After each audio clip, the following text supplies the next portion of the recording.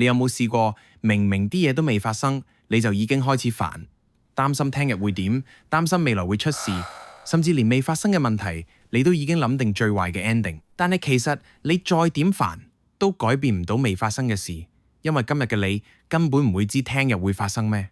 喺撒哈拉沙漠有一種沙鼠，每年一到旱季，佢哋就會瘋狂儲草根。你以為佢哋驚唔夠食？唔係，就算草根多到足夠過冬，佢哋都係停唔到手。點解？因為佢哋唔安心。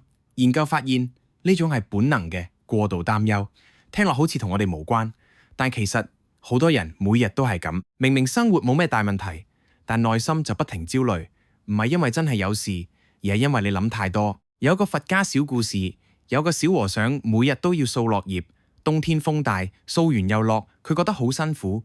於是佢諗有冇方法可以一次過掃晒佢？有人提佢，你聽日掃之前，先用力搖棵樹，將聽日嘅葉都搖埋落嚟咯。小和尚覺得係喎，第二日佢用力搖樹，掃得乾乾淨淨。點知第三日一早，成地都係葉。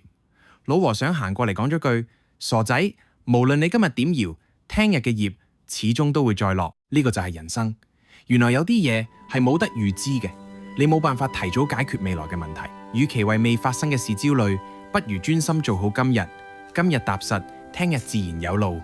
你諗太多，只會令你連覺都瞓唔到。真正聰明嘅人，唔係冇煩惱，而係唔為未發生嘅事煩惱。活喺當下，先係最實在嘅人生態度。如果你都有成日諗太多，記得留言，我都係。今日辛苦啦，我哋下條片見。